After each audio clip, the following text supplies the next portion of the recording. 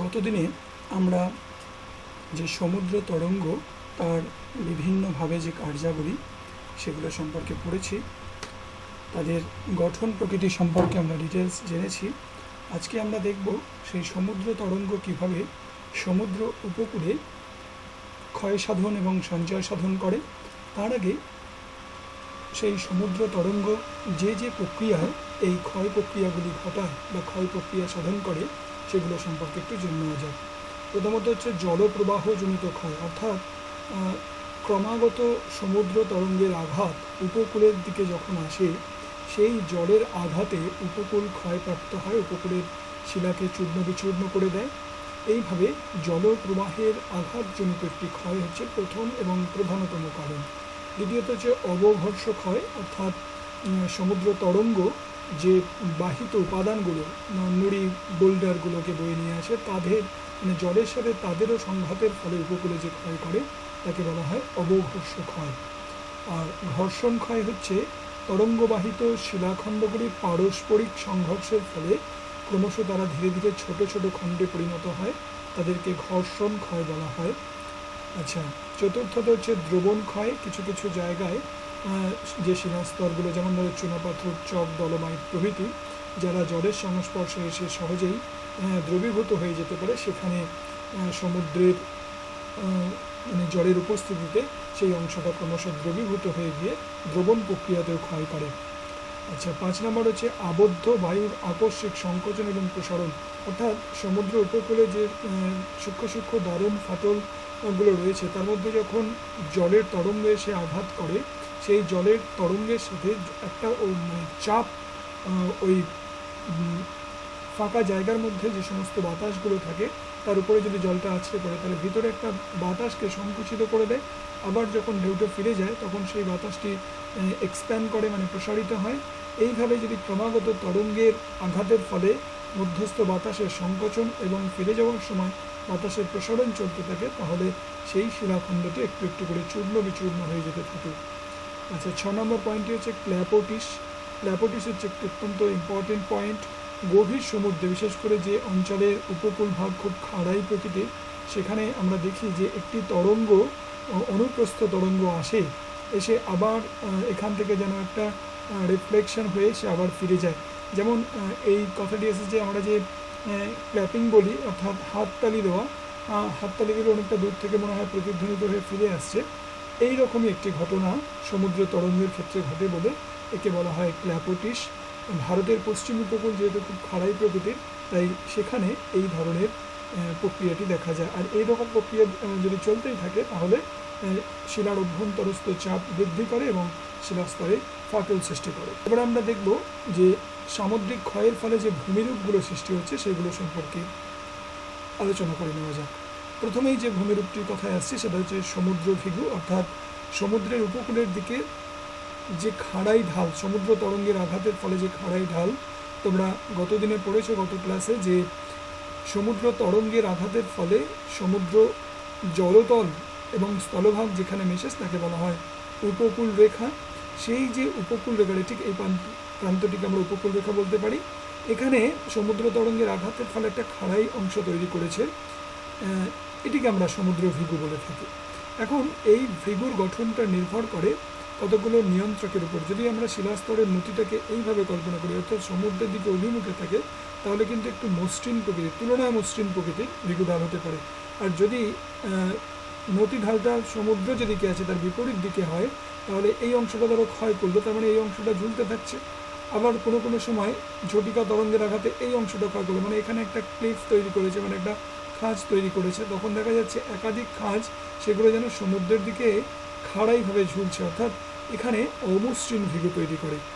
এবারে আমরা আসি তরঙ্গ কর্তৃত মঞ্চের কথায়। অর্থাৎ একটু আগেই দেখলাম যে ভিগু তৈরি করার পরে ক্ষয়ীভূত অংশগুলো যে ব্যাকওয়ার্ড স্রোতের টানে এই অংশে এসে একটু করে জমা করে।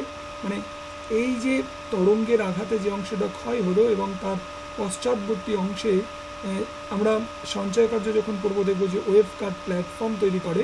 এখানে এই ক্ষয়ের ফলে এই অংশটা একটু একটু করে অগ্রসর হয়, এই জায়গাটা একটা প্ল্যাটফর্ম মতো তৈরি করে নেয়। এটা ক্ষয়জনিত প্ল্যাটফর্ম বলে এটাকে বলে তরঙ্গ কর্তৃত, অর্থাৎ তরঙ্গের ফলে কেটে গঠন করা মঞ্চ। তাই এরূপ নামকরণ হয়েছে তরঙ্গ কর্তৃত মঞ্চ। এটা যখন এই মানে ক্ষয়ীভূত উপাদানগুলো এই ব্যাকওয়াশের টানে যখন সঞ্চয় কার্যের ফলে মঞ্চ তৈরি করবে, তার একটি আলাদা নামকরণ করা হয়েছে, যেটা আমরা সঞ্চয় কার্যে গিয়ে পড়ব। আচ্ছা, এখানে জোয়ারের যে অবস্থান, অর্থাৎ ভরা কোটাল মরা কোটালের সময় যে অবস্থান, সেই সময় আমরা মঞ্চগুলোকে কতগুলো ক্লাসিফাই করে নিতে পারি, যেমন উচ্চ জোয়ার মঞ্চ, নিম্ন জোয়ার মঞ্চ প্রভৃতি। আরেকটি ইম্পর্টেন্ট পয়েন্ট হচ্ছে ব্লো হোল। ভীষণ ইন্টারেস্টিং একটি পয়েন্ট। দেখো, এই অংশটা সমুদ্র তরঙ্গের আঘাতে একটা প্রাথমিকভাবে গর্ত তৈরি করেছে। এখান দিয়ে যে শিলাস্তরটা উইক রক্স থাকাতে সহজেই জলটা অনুপ্রবেশ করেছে। করে যখনই জলটা প্রবেশ করছে তখনই সে বাতাস সহ প্রবেশ করছে, মানে বাতাসটা সংকুচিত হয়ে থাকতে যখন আবার ফিরে আসছে তখন ওই বাতাসটি প্রসারিত হয়ে যাচ্ছে। ওই জল সহ বাতাসটি গিয়ে শিলাস্তরের ছাদের দিকে, মানে শিলাস্তরের উপরের দিকে ক্রমশ চাপ সৃষ্টি করছে। যে জায়গাটিকে দুর্বল পাচ্ছে সেই জায়গা দিয়ে একটা অবনমিত অংশ বা গর্ত তৈরি করছে। যখন এখান থেকে জলটা পুনরায় প্রবেশ করবে তখন এখান থেকে ছলাৎ করে জলটা উপর দিকে উঠে আসবে। এই অংশটা কিন্তু তখনও অবিকৃত অবস্থায় থাকছে। এই যে গর্তগুলো গঠন করছে এটাকে বলা হয় ব্লো হোল। এখন যদি এই অংশটা মানে ক্রমাগতই জল অনুপ্রবেশ করতেই থাকে, তাহলে এই অংশটা অনেক বেশি ফ্র্যাজাইল হয়ে পড়ে, দুর্বল হয়ে পড়ে, তখন এই অংশটা ধসে নিচের দিকে নেমে যায়। এই ভূমিরূপটিকে তখন বলা হয় জিও। তাহলে খেয়াল করে দেখো, এই যে অংশগুলো সমুদ্রের দিকে প্রসারিত রয়েছে, আমরা যে অংশে আসছি সেটা হচ্ছে সমুদ্র গুহা। এদিক থেকে সমুদ্র তরঙ্গ আঘাত করছে, ওদিক থেকে সমুদ্র তরঙ্গের ঢেউয়ের আঘাতে দুদিক থেকে ক্ষয় হয়ে যাচ্ছে, মাঝখানে একটা ব্রিজের মতো রয়েছে। এই যে ব্রিজের মতো অংশটা, এটাকে বলা হয় স্বাভাবিক খিলান। যেহেতু এটা একটা ন্যাচারাল ভাবেই গঠিত, সেজন্য এটার নাম হয়েছে স্বাভাবিক খিলান। আর এই যে গুহার মতো অংশটি তৈরি করা, একে সমুদ্র গুহা বলে। এখন যদি এই অংশটা ধসে যায় তাহলে এরকম একটা বিচ্ছিন্ন অংশ তৈরি করে ফেলে, তখন তাকে বলা হয় স্ট্যাক। বিচ্ছিন্ন হয়ে যাওয়া যে অংশটি তাকে স্ট্যাক বলা হয়। এবং এই অংশটি তরঙ্গের আঘাতের ফলে যখন এই স্ট্যাকের উপরিভাগ ক্ষয় হতে থাকে তখন তার উচ্চতাটা ক্রমশ কমে। যদি জোয়ারের জলে যখন জলতল বেড়ে যায়, সেটা যদি সমুদ্রের তলদেশে চলে যায়, মানে সমুদ্রের নিচে, মানে জলের তলায় চলে যায়, তখন তাকে বলা হয় স্ট্যাম। অর্থাৎ স্ট্যাক কিন্তু সবসময় জলের উপরিতলে, মানে জলের উপরে থাকে। স্ট্যাম কিন্তু যখন জোয়ার হয় তখন সেটা ডুবে যায়, যখন ভাটা হয় তখন সেটা আবার সেটাকে আমরা দেখতে পাই। এখানে আরও তিনটে টার্ম রয়েছে, দেখো, কোব, বাইট এবং উপসাগর।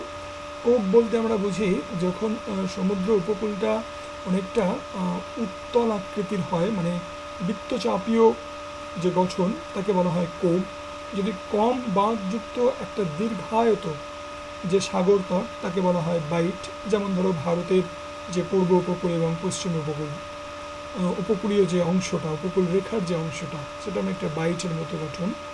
আর আমরা যদি খাম্বাত উপসাগরে চলে যাই তাহলে সেখানে দেখছি যে তার তিন দিক বিস্তৃত যে সমুদ্র, সেখানে একদিক স্থলভাগের সাথে যুক্ত, তখন সেটিকে বলা হয় উপসাগর, যেমন খাম্বাত উপসাগর, কচ্ছ উপসাগর প্রভৃতি। এই যে যেমন একটি অংশ আমরা দেখতে পাচ্ছি, এদিকটা স্থল মানে জলভাগের সাথে যুক্ত, এদিকটা স্থলভাগের সাথে যুক্ত, এটি একটি উপসাগর, এটি একটি উপসাগর, এটি কচ্ছ উপসাগর, এটি খাম্বাত উপসাগর। এই অংশের যে দীর্ঘায়ত যে অংশ, এটাকে আমরা বলছি বাইট। তাহলে সমুদ্র তরঙ্গের ক্ষয়ের ফলে গঠিত প্রধান ভূমিরূপগুলো কী কী?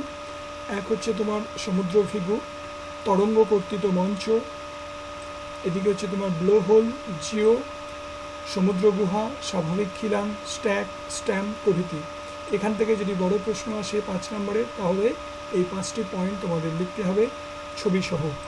এবারে আমরা আসি সামুদ্রিক যে বহন, সেটা আমরা গত ক্লাসেই আলোচনা করেছি যে সমুদ্র তরঙ্গের আঘাতের ফলে যে সমুদ্র যেখানে ব্রেকার জোন তৈরি করছে, বিশেষ করে প্লাঞ্চ রেখা বরাবর, তারপর থেকে সমুদ্রের বাহিত উপাদানগুলো সমুদ্রের তটভূমি গঠনে একটা বিরাট ভূমিকা পালন করে।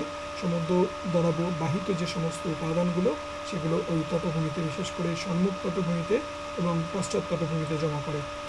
এবারে আমরা আসছি যে সামুদ্রিক অবক্ষেপ এবং উদ্ভূত ভূমিরূপ, কিভাবে সামুদ্রিক তরঙ্গের ফলে ভূমিরূপগুলো তৈরি হয়। প্রথম ভূমিরূপ হচ্ছে সৈকত ভূমি বা বেলাভূমি। একটু আগেই যেটা বললাম যে সমুদ্র তরঙ্গ বাহিত ছোটো ছোটো নুড়ি, বালুকণা প্রভৃতি, সেইগুলো বিশেষ করে সম্মুখ তটভূমি অংশে জমা করে, মানে পশ্চাৎ তটভূমি অংশে যখন ঝটিকা তরঙ্গ হয় সেই অংশেও জমা করে, যে বিস্তীর্ণ বালুকাময় প্রান্তর গঠন করে, তাকে সৈকত ভূমি বা বেলাভূমি বলা হয়। আরেকটি ইম্পর্টেন্ট ভূমিরূপ গঠন করে, তাকে পূর্বদেশীয় বাঁধ বলে।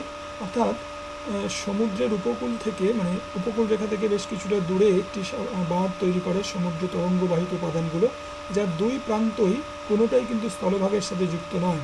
বিশেষ করে এগুলো লং শোর কারেন্ট, যেগুলো তোমরা অনুতটীয় তরঙ্গের কথা পড়েছ, সেই অনুতটীয় তরঙ্গের কারণে এই পূর্বদেশীয় বাঁধ সমুদ্রের যে পূর্বদেশীয় তটভূমি সেই অংশে গঠন করে, সেই জন্য এরূপ নামকরণ হয়েছে।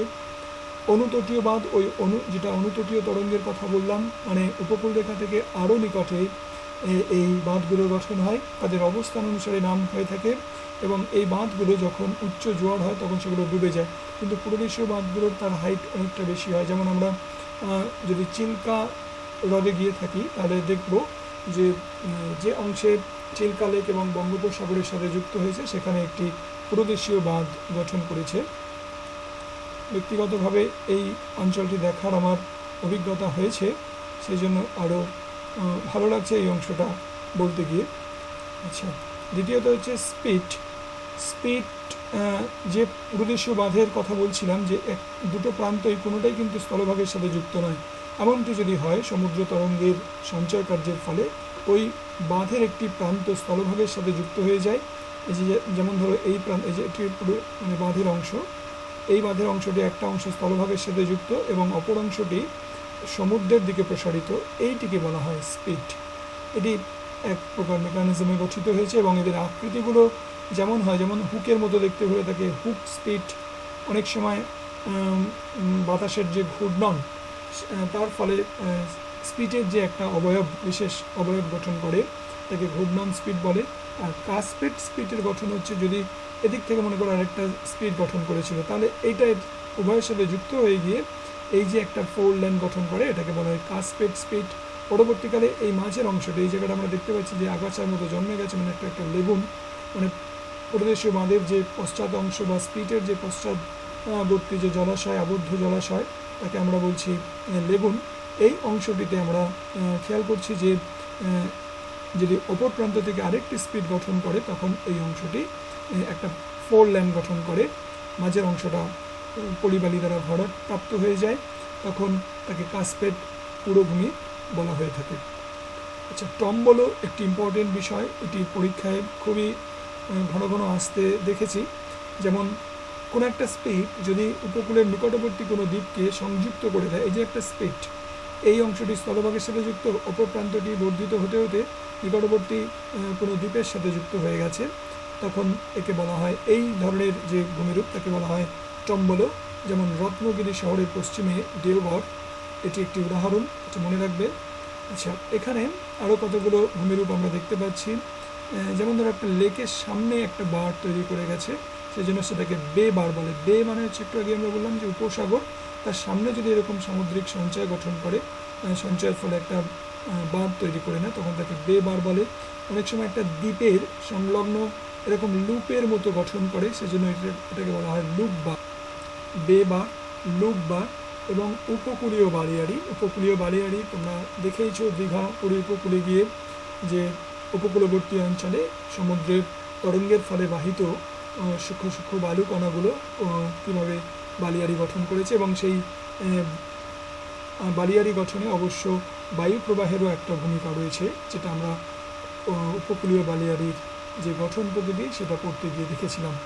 এখন বিভিন্ন প্রকার যে উপকূল রয়েছে, অর্থাৎ উপকূলের যে গঠন প্রকৃতি, তাকে কতগুলো ভাগে ভাগ করা হয়। ভূবিজ্ঞানী জনসন শেপার্ড এনারা কতগুলো শ্রেণী বিভাগে বিভক্ত করেছেন। যেমন প্রথমটি হচ্ছে রিয়া উপকূল।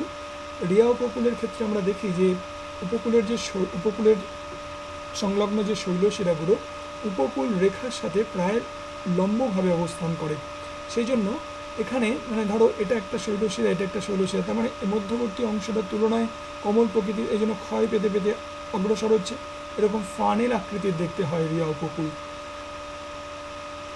ফিয়ার্ড উপকূল মূলত উচ্চ অক্ষাংশে আমরা দেখতে পাই যে উপকূলবর্তী অঞ্চলে হিমবাহের ক্ষয়কার্যের ফলে এরূপ ভূমিরূপ গঠন করে, তাদেরকে দেখতে অনেকটা ইউ আকৃতির হয়, এদের ফিয়ার্ড উপকূল বলা হয়। উদাহরণগুলো ভালো করে মনে রাখবে, প্রত্যেকটির সংজ্ঞা, বৈশিষ্ট্য এবং উদাহরণ খুব ভালো করে পড়বে। এটি আরেকটি ইম্পর্টেন্ট ফিচার্স। ডালমেশিয়ান উপকূল, দেখো রিয়া উপকূলের ক্ষেত্রে দেখেছিলাম শৈলশিরাগুলো উপকূল রেখার সাথে উলম্বভাবে অবস্থান করছে। এখানে দেখো উপকূল রেখার সাথে প্রায় সমান্তরালে অবস্থান করছে। এই জায়গাটা ক্রমশ ক্ষয় পেয়েছে, সেই জন্য এই জায়গাগুলো অনেকটা চোঙের মতো দেখতে হয়। ওখানে যেমন ফানেলের মতো দেখতে হয়েছিল, এগুলো চোঙের মতো দেখতে হয়। এই যে এইভাবে ক্ষয় করতে করতে এদিকে অগ্রসর হচ্ছে, মানে এই অংশটা ক্রমশ প্রলম্বিত হচ্ছে বা দীর্ঘায়ত হচ্ছে। এই যে ভূমিরূপ, এটিকে বলা হয় ডালমেশিয়ান উপকূল। এটি মূলত দেখতে পাওয়া যায় যুগোস্লোভিয়ার আড্রিয়াটিক উপকূলে। এছাড়াও আরও কতগুলো শ্রেণীবিভাগ রয়েছে, যেমন নিমজ্জিত উপকূল, যে অংশগুলো বসে যায় সমুদ্রের জোয়ারের সময় বা সমুদ্রের উপকূলবর্তী অঞ্চলের উত্থান পতনজনিত কারণে বসে যাওয়া উপকূল, তাকে নিমজ্জিত উপকূল বলে। কোনো উপকূল আবার এমার্জড হয়, মানে আপলিফমেন্টের ফলে কোনো উপকূল উত্থিত হয়েছে, সেরকম যেমন ভারতের পূর্ব উপকূল হলোসিন যুগে উত্থানের ফলে গঠিত হয়েছে বলে তার জিওলজিক্যাল কিছু এভিডেন্স রয়েছে, উত্থিত উপকূল বলা হয়। আচ্ছা, যে উপকূলে একাধিকবার উত্থিত হয়েছে এবং নিমজ্জন হয়েছে এমন উপকূলকে যৌগিক উপকূল বলে। আবার এমনও কিছু উপকূল রয়েছে যে উপকূলে উত্থান এবং নিমজ্জন ঘটেনি, তাদের নিরপেক্ষ উপকূল বলে। তোমরা একটু উদাহরণগুলো অন্য কোনো রেফারেন্স বই ফলো করে একটু বোঝবার চেষ্টা করবে। আরেকটি বিষয় আমরা এখানে আলোচনা করছি যে সমুদ্র উপকূলে বিশেষ করে মহিষাপন অঞ্চলে বিভিন্ন ধরনের প্রবাল দেখতে পাওয়া যায়। প্রবালগুলো আসলে এক ধরনের যে সামুদ্রিক কীট রয়েছে তাদের মুখনিসৃত যে লালা, সেগুলো জমাট বেঁধে প্রবাল প্রাচীর গঠন করে। সেই প্রবাল প্রাচীর গঠনের কিছু অনুকূল পরিবেশ রয়েছে।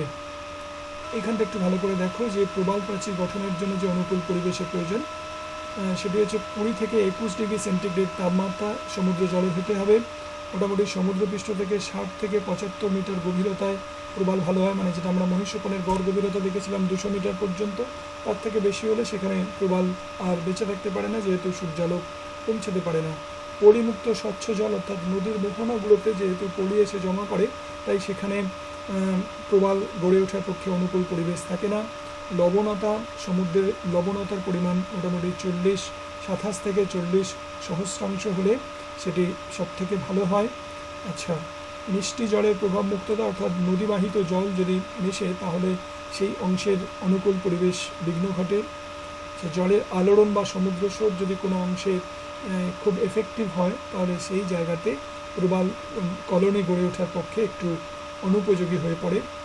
আর অন্তঃসাগরীয় মঞ্চের অবস্থান, অনেক সময় সমুদ্রের নিচে যে সাবমেরিন যে ভূমিরূপগুলো গড়ে ওঠে, সেই রকম ভূমিরূপগুলোর গায়ে প্রবাল গড়ে ওঠার পক্ষে ভীষণ অনুকূল হয়ে পড়ে। এখানে আমরা মূলত 3 ধরনের প্রবাল প্রাচীর দেখছি: প্রান্তদেশীয় প্রবাল প্রাচীর, প্রতিবন্ধক প্রবাল প্রাচীর এবং অ্যাটল। এগুলো সম্পর্কে তোমাদের একটু সংক্ষেপে শুধু জানলেই হবে। প্রান্তদেশীয় প্রবাল প্রাচীর বলতে ধরো একটা আইল্যান্ড রয়েছে, তার প্রান্তে একটু আগেই যেটা আমরা বললাম যে অন্তঃসাগরীয় মঞ্চের অবস্থান, অর্থাৎ সমুদ্রের নিচে যে সমস্ত সাবমেরিন ল্যান্ডফর্মসগুলো রয়েছে তাদের গায়ে যেহেতু সূর্যের আলো সহজেই প্রবেশ করতে পারে, তাদের গড় গভীরতা মোটামুটি 50 থেকে 60 মিটারের মধ্যে হয়, সেই জন্য সেই জায়গাতে যে ভূমিরূপগুলো গড়ে ওঠে তাদের প্রান্তদেশীয়, অর্থাৎ ওই ল্যান্ডফর্মসের প্রান্তে এজের দিকে যে ভূমিরূপ যে প্রবাল কলোনিগুলো গড়ে ওঠে তাকে প্রান্তদেশীয় প্রবাল প্রাচীর বলা হয়। কয়েকটা করে বৈশিষ্ট্য একটু ভালো করে মনে রাখবে, লিখবে খাতাতে। আরেকটি হচ্ছে প্রতিবন্ধক প্রবাল প্রাচীর, অর্থাৎ প্রথমত যেটা ফ্রেঞ্চ দ্বীপ বা প্রান্তদেশীয় প্রবাল প্রাচীর গঠন করে, সেটা একটু একটু করে বাড়তে বাড়তে ওই দ্বীপেরই আর একটু অংশ বর্ধিত হয়ে যায় এবং তার যে মানে সমুদ্র এবং ওই দ্বীপের মাঝের যে জলাশয় সেটাকে আবদ্ধ করে দেয়, যেটা আমরা পূর্বেশীয় বাঁধ গঠনের ক্ষেত্রে দেখেছিলাম যে লেগুন গঠন করছে, এখানেও অনেকটা সেরকমই জলটাকে আবদ্ধ করে দেয়, একটা প্রতিবন্ধকতা সৃষ্টি করে, তাই এরকম নাম হয়েছে যে প্রতিবন্ধক প্রবাল প্রাচীর। এবং এটি বাড়তে বাড়তে যখন একটা দ্বীপের চারিধারে বৃত্তাকারে অবস্থান করে, সেই প্রতিবন্ধক প্রবাল প্রাচীর যে বৃত্তাকারে বা পরিবেষ্টনকারী যে প্রবাল প্রাচীর বৃত্তাকারে যে গঠন, তাকে বলা হয় অ্যাটল। এই 3টি প্রবাল প্রাচীর সম্পর্কে তোমরা তাদের সংজ্ঞা এবং বৈশিষ্ট্যগুলো একটু ভালো করে পড়বে এবং ছবিগুলো আঁকবে। এখানে যে সমস্ত মতবাদগুলো আছে এইগুলো তোমরা একটু রিডিং করে দেখতে পারো, তাহলে আরও তোমাদের এই বিষয় সম্পর্কে জ্ঞান বাড়বে। এই অংশ থেকে যে প্রশ্নগুলো তোমরা পড়বে সেটা সমুদ্র তরঙ্গের ক্ষয়ের ফলে গঠিত প্রধান ভূমিরূপগুলির চিত্র সহ বিবরণ দাও। 5 নম্বরের আসলে 5টি পয়েন্ট, যদি উল্লেখ করে দেয় 3টি পয়েন্টস তাহলে 3টেই পয়েন্টস লিখবে চিত্র সহ। সমুদ্র তরঙ্গের সঞ্চয় কার্যের ফলে গঠিত প্রধান ভূমিরূপগুলির বিবরণ দাও। 5 নম্বরের আসলে 5টি পয়েন্ট। যদি 3টি উল্লেখ করে দেয়, বিষয় উল্লেখ করে দেয় কোন কোনগুলো ব্যাখ্যা করতে হবে, তাহলে সেইগুলোই তোমাদেরকে চিত্র সহ ব্যাখ্যা করতে হবে। আচ্ছা, রিয়া উপকূল ফিয়র্ড উপকূলের পার্থক্য, রিয়া উপকূল ডালমেশিয়ান উপকূলের পার্থক্য এবং প্রত্যেকটির সংজ্ঞা, উদাহরণ ও বৈশিষ্ট্য ভালো করে পড়বে। এছাড়াও স্পিট কাকে বলে, পুরোদেশীয় বাঁধ কাকে বলে, কাসপেট পুরোভূমি বলতে কী বোঝো, টম্বল কাকে বলে, প্রবাল প্রাচীর কাকে বলে, প্রবাল প্রাচীর গড়ে ওঠার দুটি অনুকূল পরিবেশ সম্পর্কে লেখো। বিভিন্ন প্রকার প্রবাল প্রাচীরের চিত্র সহ সংক্ষিপ্ত বিবরণ দাও। এই অংশটি তোমরা ভালো করে খুঁটিয়ে পড়ো এবং প্রশ্নগুলিকে খাতায় লিখে নাও।